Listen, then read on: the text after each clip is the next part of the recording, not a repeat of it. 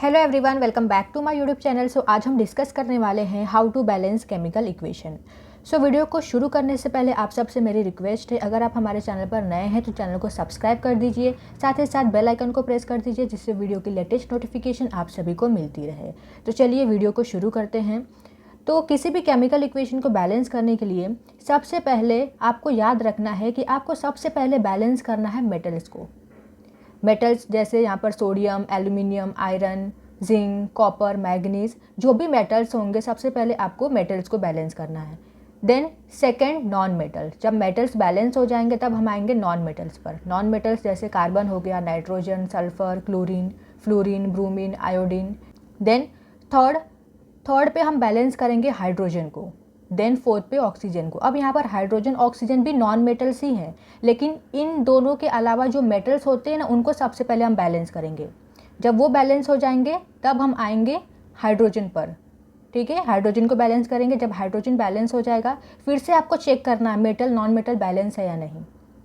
So hydrogen balance हो जाएगा तो हम ऑक्सीजन को बैलेंस करेंगे, और ऑक्सीजन को बैलेंस करने के बाद फिर से आपको पूरा इक्वेशन चेक करना है स्टार्टिंग से। मेटल को चेक करना है, नॉन मेटल को, देन हाइड्रोजन, देन ऑक्सीजन। सो ये स्टेप आपको याद रखना है। तो चलिए बैलेंस करते हैं इक्वेशन को। अब यहाँ पर देखिए ये सब कैसे हैं, ये सब अनबैलेंस केमिकल इक्वेशन, इन्हें हमें बैलेंस करना है। सो पहला इक्वेशन देखिए, पहला केमिकल इक्वेशन। अब यहाँ पर देखिए, यहाँ पर मेटल क्या है, aluminium. Aluminium is a metal. तो यहाँ पर एल्यूमिनियम के 4 एटम हैं, और यहाँ पर देखिए एल्यूमिनियम के कितने एटम हैं, ओनली 1। सो यहाँ पर भी हमें 4 करना है, तो हम क्या करेंगे, सिंपली ये जो एल्यूमिनियम है इसके फ्रंट में हम लगा देंगे 4। सो एल्यूमिनियम बैलेंस हो गया, दोनों तरफ एल्यूमिनियम के 4 एटम हो चुके हैं। देन अब देखिए नॉन मेटल, यहाँ पर है carbon.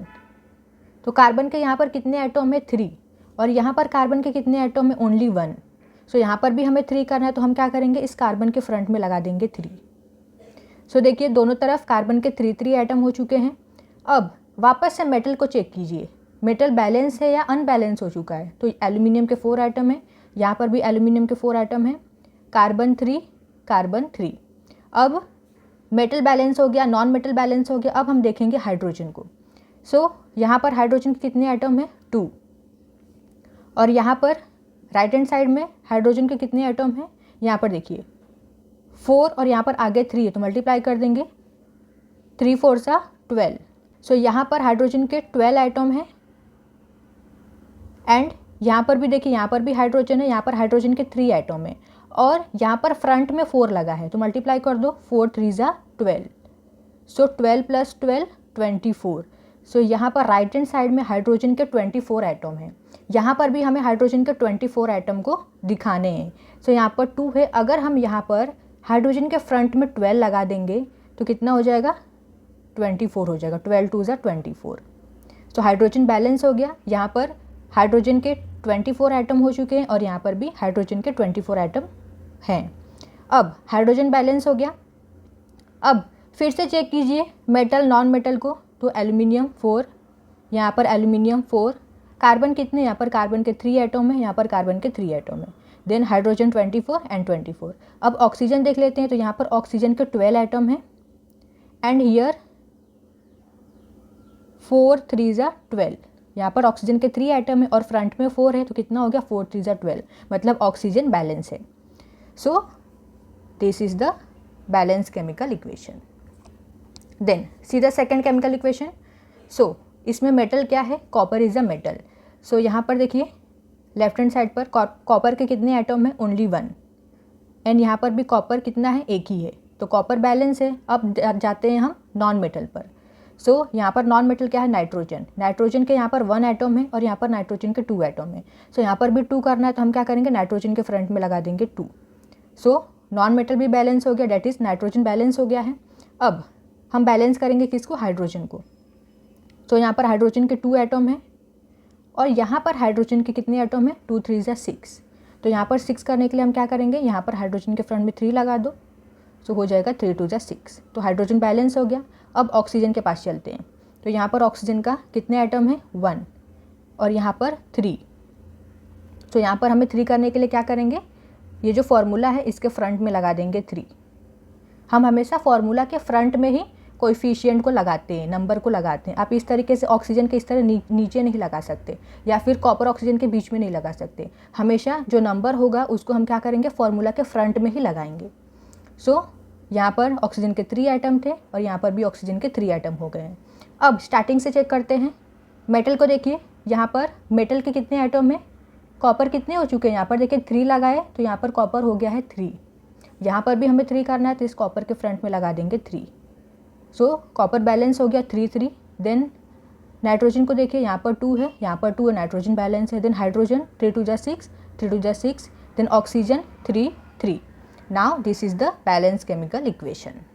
Now see this equation. So यहाँ पर मेटल है मैग्नीशियम, मैग्नीशियम के यहाँ पर 3 एटम है और यहाँ पर 1 है। सो हम क्या करेंगे, इधर मैग्नीशियम के फ्रंट में 3 लगा देंगे। सो बैलेंस हो गया मैग्नीशियम। अब जाते हैं नॉन मेटल्स पर। तो यहाँ पर नॉन मेटल है नाइट्रोजन। सो यहाँ पर नाइट्रोजन के 2 एटम है और यहाँ पर 1 है। सो यहाँ पर 2 करने के लिए हम क्या करेंगे, नाइट्रोजन के फ्रंट में लगा देंगे 2। सो नाइट्रोजन भी बैलेंस हो गया। अब हम देखेंगे किसको, हाइड्रोजन को। तो हाइड्रोजन के यहाँ पर 2 एटम है और यहाँ पर देखिए कितने हैं, यहाँ पर 2 है और फ्रंट में 3 है। तो 3 2 6 और यहाँ पर है 2 3 6। सो 6 + 6 12। राइट हैंड साइड पर हाइड्रोजन के 12 एटम है और यहाँ पर 2 है। तो यहाँ पर 12 करने के लिए हम क्या करेंगे, हाइड्रोजन के फ्रंट में लगा देंगे 6। तो कितना हो जाएगा, 6 2 12। सो हाइड्रोजन बैलेंस हो गया। अब ऑक्सीजन को देखिए, यहाँ पर ऑक्सीजन के 6 एटम हैं और यहाँ पर ऑक्सीजन के कितने एटम हैं, 3 2 6। तो ऑक्सीजन भी बैलेंस हो गया। Now this is the balance chemical equation. Then see this equation. So यहाँ पर मेटल क्या है, मैग्नीज। सो देखिए यहाँ पर मैग्नीज के कितने एटम हैं, 1 एंड हियर 1। तो दोनों तरफ 1 1 एटम है, मैग्नीज बैलेंस है। देन अब नॉन मेटल पर चलते हैं। तो यहाँ पर नॉन मेटल क्या है, हाइड्रोजन ऑक्सीजन को छोड़ के नॉन मेटल क्या है, क्लोरीन।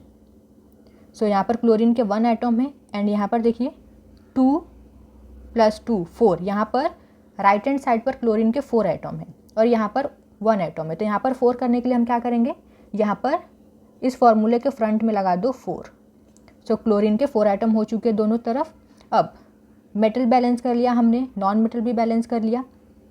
अब बैलेंस करना है किसको, हाइड्रोजन को। तो यहाँ पर हाइड्रोजन के 4 एटम हैं और यहाँ पर देखिए हाइड्रोजन के कितने एटम हैं, ओनली 2। सो यहाँ पर 4 करने के लिए हम क्या करेंगे, हाइड्रोजन के फ्रंट में लगा देंगे 2। सो 2 2 4। हाइड्रोजन के यहाँ पर 4 एटम हो चुके हैं और यहाँ पर भी 4 है। हाइड्रोजन बैलेंस हो गया। अब ऑक्सीजन को चेक करना है। यहाँ पर ऑक्सीजन के 2 एटम हैं और यहाँ पर ऑक्सीजन के 2 एटम है। सो ऑक्सीजन भी बैलेंस है।